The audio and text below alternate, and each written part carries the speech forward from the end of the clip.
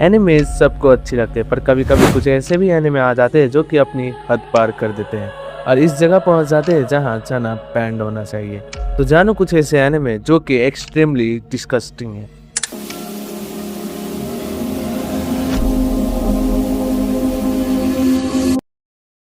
Tokyo Ghoul. ये कहानी है केन कैनेकी के ऊपर, जो कि एक नॉर्मल सा स्कूल स्टूडेंट होता है। एक दिन उसे एक लड़की मिलती है जो कि एक घूल होती है और उसे काटने के बाद वो मर जाती है, पर फिर भी उसी वक्त से हमारा केन कैनेकी हाफ ह्यूमन और हाफ घूल बन चुका। जहाँ पर पहले तो यानी में काफी स्लो फेस और डार्क एक्शन को रिवॉल्व किया जा रहा था। हर एक एपिसोड की स्टोरी काफी अच्छी जा रही थी। यह एनिमे थोड़ा डार्क टर्न ले लेती है और जब कैनेकी का टॉर्चर सीन आता है तो वो सीन काफी ब्रूटल और डिस्गस्टिंग हो जाता है और काफी फैन तो उसे देख भी नहीं पाते। ये सीन्स एनिमे फैंस को मेंटली ट्रॉमेटाइज कर सकती है। इंसानों को खाने वाला सीन्स, ब्लड, साइकोलॉजिकल पेन और सब कुछ इतना ज्यादा रियलिस्टिक हो जाता है कि ऑडियंस खुद अनकंफर्टेबल फील करना शुरू, स्पेशली जब केन कैनेकी का व्हाइट हेयर ट्रांसफॉर्मेशन बहुत सी एनिमे फैंस को नाइटमेयर ला देती है। इस एनिमे में सिर्फ थोड़ी जगह ही ब्रूटैलिटी दिखाई गई है, पर जो नेक्स्ट एनिमे है उसमें हर जगह दिखाया गया है। पैरासाइट्स एक सबसे ज्यादा इंटरेस्टिंग और साइकोलॉजिकल इवेंट में ये एनिमे बेस्ड है। एक एलियन जैसा पैरासाइट सीक्रेटली अर्थ में इन्वेट कर देते हैं और ह्यूमन के ऊपर बॉडीज कंट्रोल करना शुरू कर देते हैं। और तुम वो सीन सभी देखोगे कि जब इंसान हमें अचानक पैरासाइट्स में चेंज होना शुरू हो जाएंगे तो उसकी मूवमेंट काफी डिस्टर्बिंग होगी। क्लासरूम मैसेकर, ट्विस्टेड फेस और इंसानों की शक्ल सीधा मॉन्स्टर में चेंज होने वाले वो मूवमेंट थोड़ा हॉरर को नेक्स्ट लेवल में लेकर जाती है। मेन कैरेक्टर हमारा शिनिची, वो एक दिन अचानक आराम से सो रहा होता है कि तभी उसके ऊपर एक एलियन इन्वेट कर देता है, वही पैरासाइट्स, और उसकी सर की जगह वो उस पर हाथ पर अटैक कर लेता है।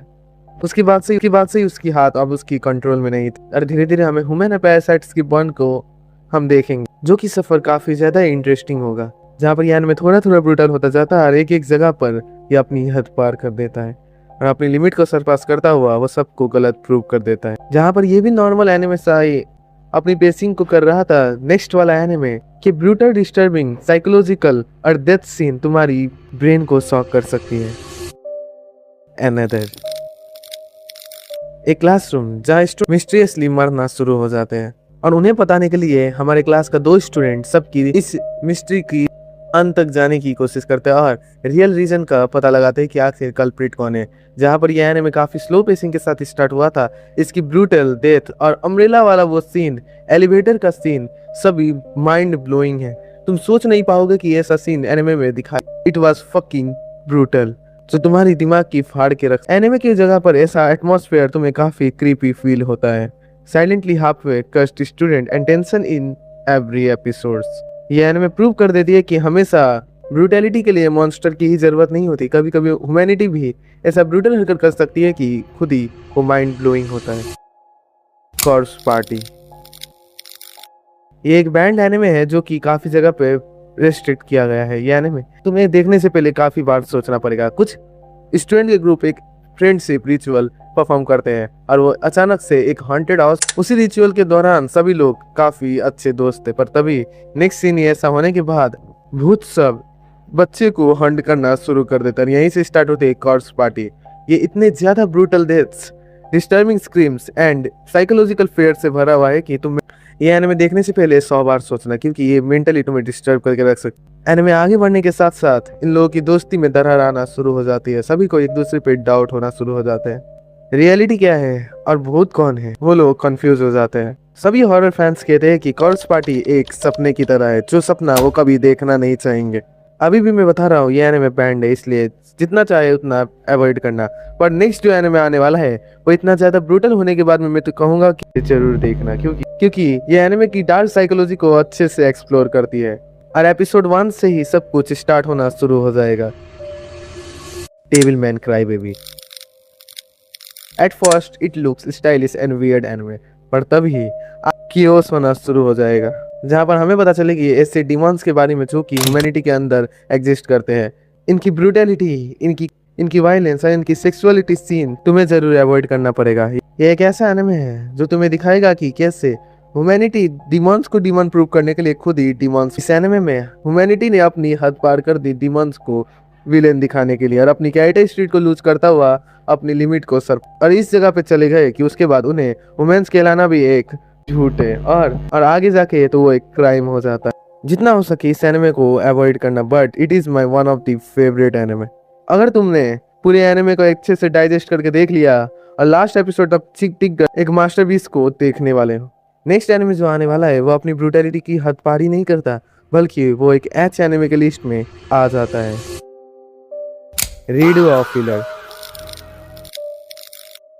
मुझे पता है कि इस एनिमे का नाम सुनते ही तुम लोगों की बत्ती जल चुकी होगी कि मैं किसकी बात कर रहा हूँ। This anime becomes controversial anime ever exist, जिसे स्टार्ट तो बिना एज रिस्ट्रिक्शन से किया था पर आगे जाके ये एच एनिमे में कन्वर्ट हो। रेडियो ऑफ फिलर एक रिवेंज एनिमे है जो कि रिवॉल्व करती है एक बच्चे के ऊपर जो कि काफी वीक होता है और उसे काफी बुली किया जाता है, पर आगे जाके जब वो रिवेंज लेना अपना शुरू करता है तो रिवेंज सीन्स काफी एक्सट्रीमली डिस्गस्टिंग, डिस्टर्बिंग, अनकंफर्टेबल और काफी sexual. This anime legit shocked the internet because of its dark theme and cruelty। एक नॉर्मल बच्चे के अंदर इतना ज्यादा घिनौनापन कैसे आ सकता है, तुम उसे अपनी आंखों से विटनेस करोगे। इसलिए इस एनिमे को अवॉइड। भले ही इस एनिमे के बारे में पहले से ही सबको पता था कि ये एच एनिमे आगे जाके बनने वाला है, पर जो मैं नेक्स्ट एनिमे की बात कर रहा हूँ वो शुरू में देखने में तो काफी क्यूट लगता है और देखने में लगता है लिमिट को पार नहीं करने वाला। Made in एबिस। ये एनिमे शुरू में कितना क्यूट था, कितना अच्छा था, तुम्हें पता ही होगा, और उसके बाद जो इसने बिगेस्ट सबको ट्रैप किया वो पागलपन था। इट वॉज लेजिट और साइकोनेस। चिल्ड्रन एक मिस्टीरियस एबिस चले जाते हैं। हमें एक बच्चे का ग्रुप दिखाया जाता है जो कि उसी एबिस के अंदर जाते ताकि हमारा मेन कैरेक्टर अपनी माँ को ढूंढ सके, पर जितना उस केव के अंदर वो लोग जाते हैं उतना ही हॉरिफाइंग, डिस्टर्बिंग, डिस्गस्टिंग और डेडली सीन होना शुरू हो जाते हैं। कितना कष्ट ये एनिमे हो सकता है हमें दिखाया जाता है, वो भी इतने ब्रूटैलिटी सीन्स के साथ।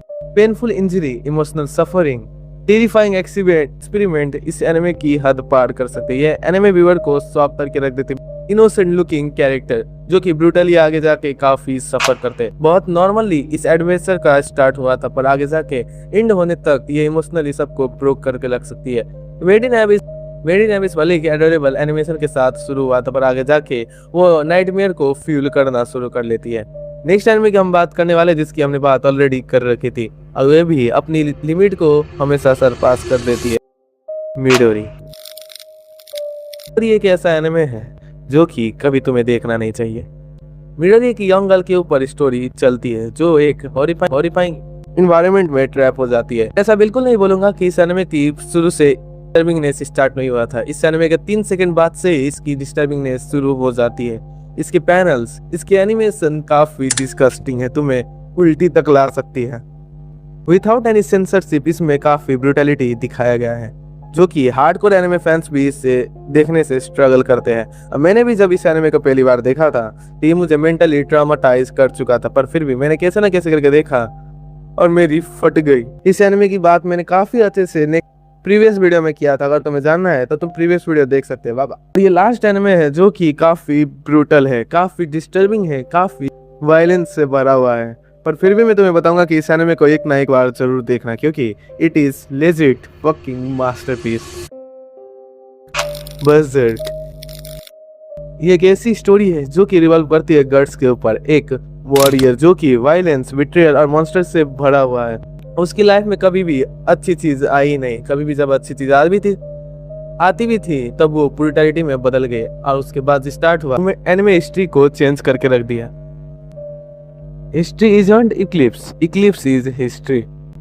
इक्लिप्स एक ऐसी मूवमेंट है एनिमे हिस्ट्री का हम विटनेस करते हैं the mix of every violence border. Eclipse ने सारे डार्क बॉर्डर को तोड़ के रख दिया। वायलेंस, ब्रूटैलिटी, हैरेसमेंट, असल्ट, सब कुछ को उसने तोड़। मैं बता नहीं सकता कि बर्ज़र्क ने अपनी डिस्टर्बिंगनेस में किस लेवल को पार किया है और मैं भी ये भी बताऊंगा कि इससे ज्यादा ब्रूटल आज तक कोई भी एनिमे एग्जिस्ट नहीं होता। तो पता है कि ऐसा ही कुछ एनिमे के बारे में जो कि हद से ज्यादा ब्रूटल है तो मुझे जरूर बताना। इस वीडियो को बाकी लाइक करके चैनल को सब्सक्राइब कर देना।